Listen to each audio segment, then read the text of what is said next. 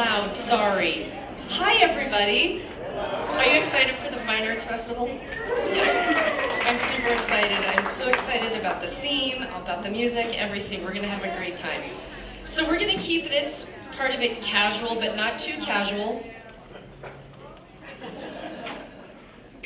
Yes, right? Okay, so parents, feel free to come and go and get food and enjoy just kind of being here. That's why we left the seating for picnic seating.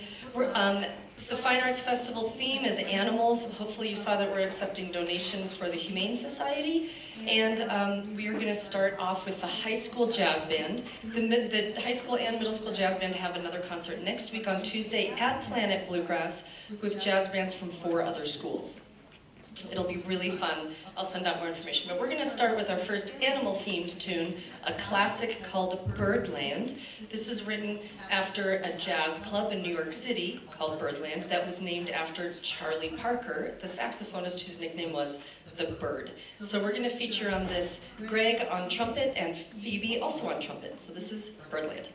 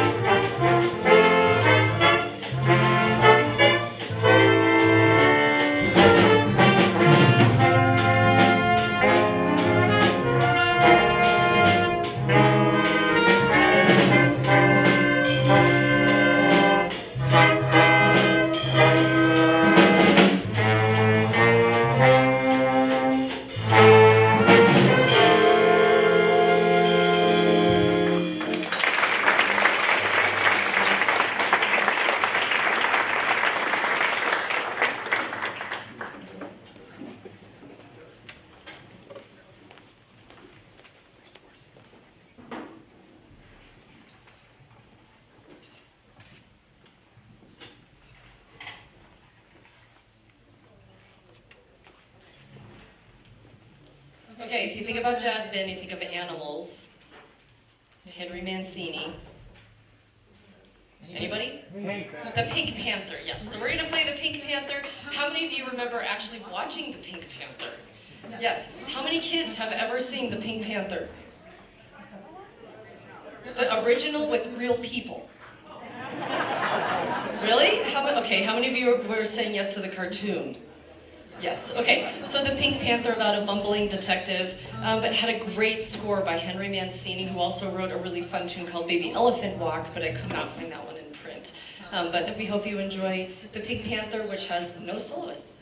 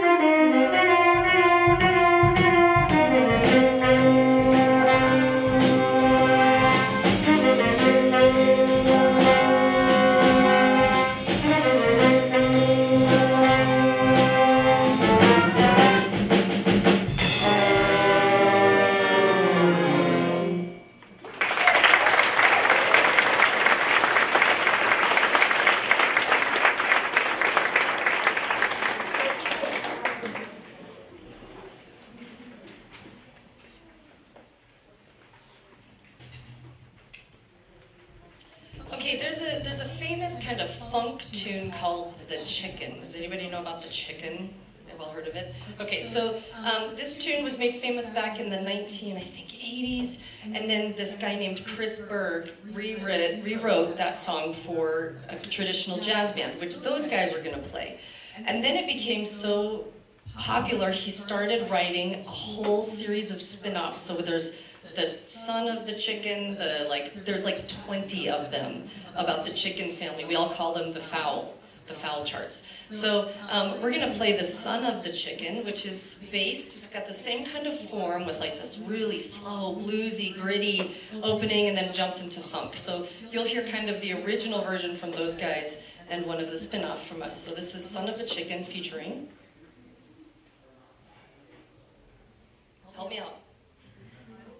Miles. Is that it? Okay, I guess it's just Miles.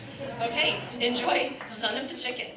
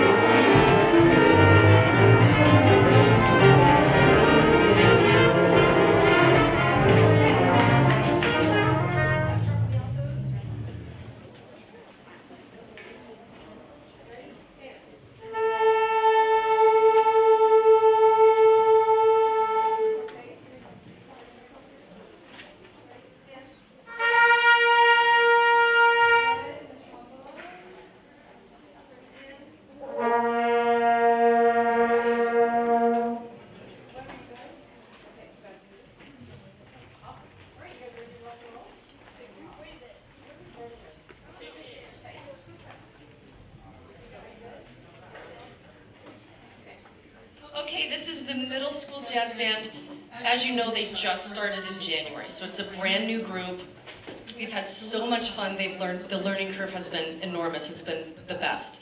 So we're gonna play 2 tunes with these guys. We're gonna play, like I just told you, Chris Berg's The Chicken. So if you enjoy this, go look up the original. It's really fun to listen to. Who are our soloists on this, guys? A lot of people.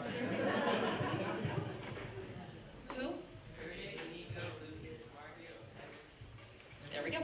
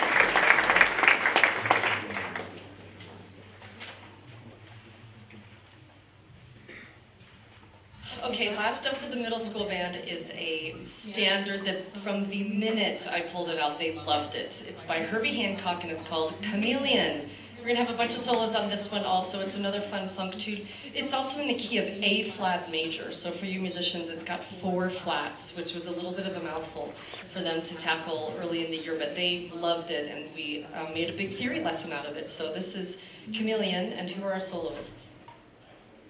Oh, okay. Those guys.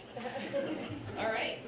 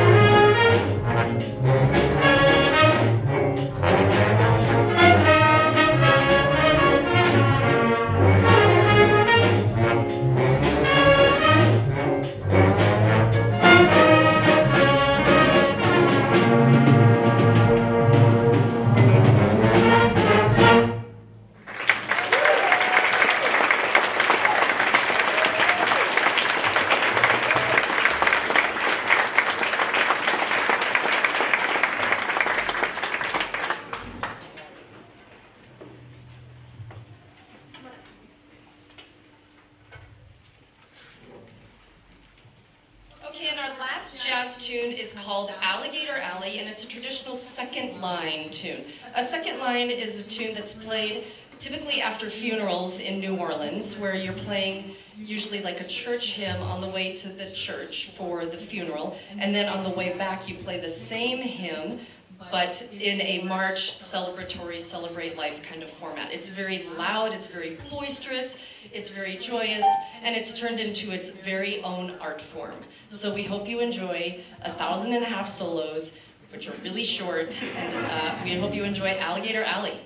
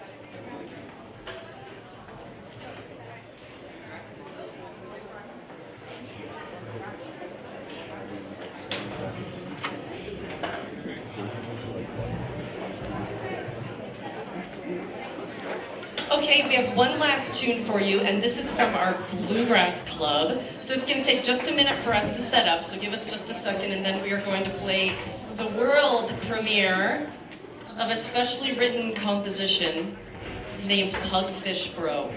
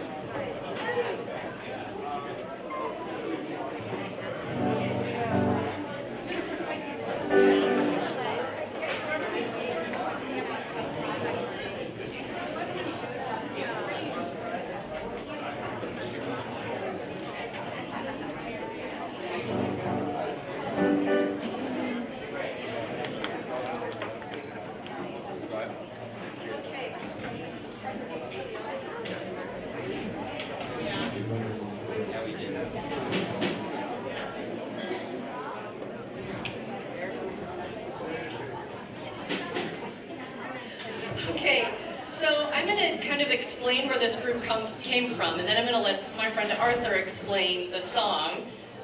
So we've had this idea of schools like Timberline and Skyline and Longmont have just had incredible success running mariachi programs because those students come from communities that really listen to mariachi in a social setting. And so we wanted to do something similar, and what is our music here in Lyons?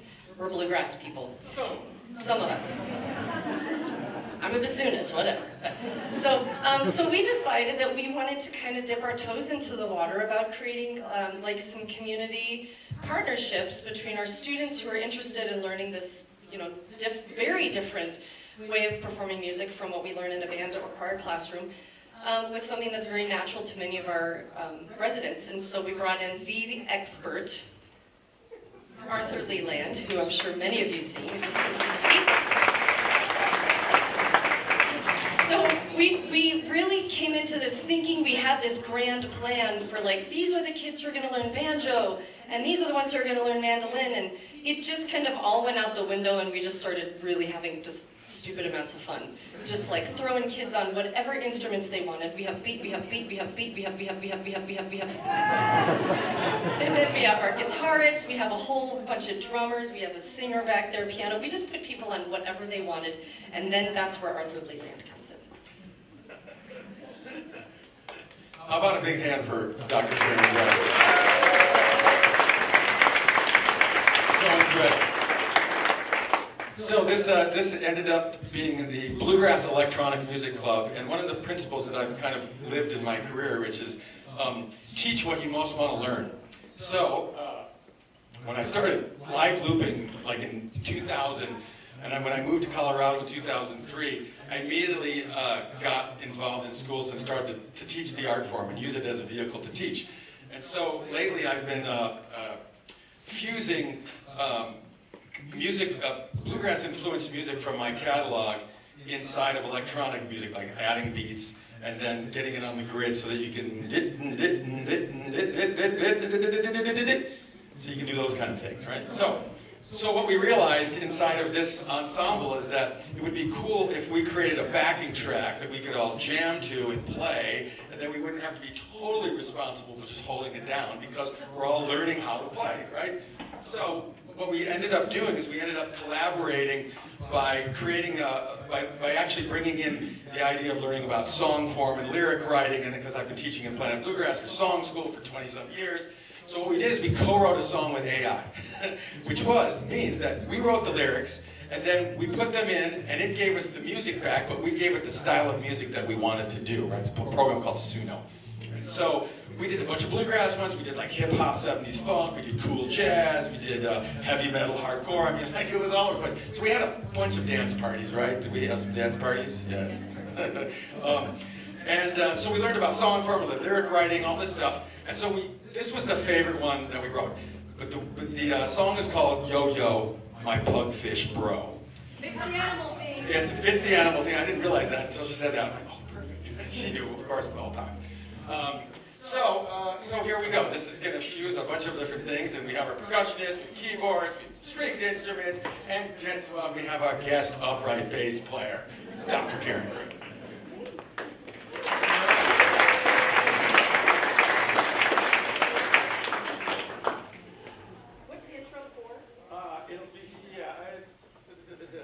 Come in on the verse. Come in on the verse, yeah. All right.